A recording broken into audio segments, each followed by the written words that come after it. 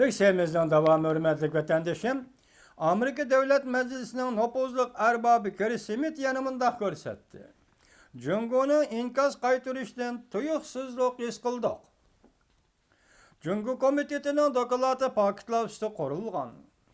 Bizning barliq a'zolarimiz dokladning mazmunida ching turib xulosa chiqargan. Bugun biz ko'rib turgan Cungo kishilik huquq xotirasining ahvoli kishini bearam qiladi.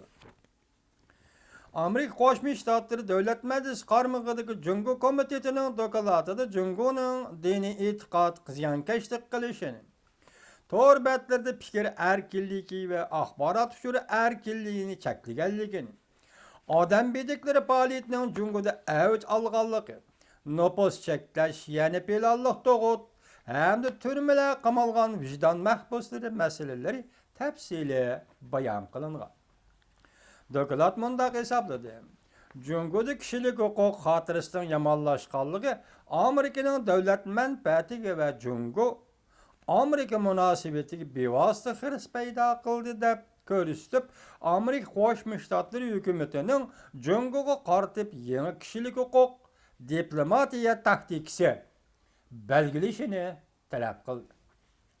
Cungo komitetining doklati bu komitetning 22 nafar a'zosi, buning ichida Kengash palatasidan 5 nafar, Avam palatasidan 8 nafar, hukumatning yuqori darajalik amaldorlaridan 5 nafar qatorliq a'zolarning birdek qo'llashiga erishdi.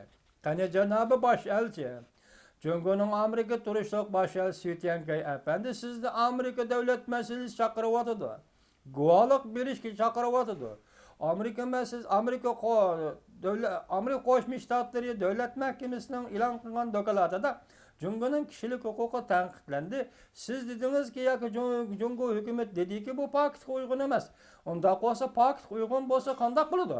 Sizni davlat majlisi chaqiryapti. Jur'at qilib bora olamsiz Suytyankay apandi bosh elchi?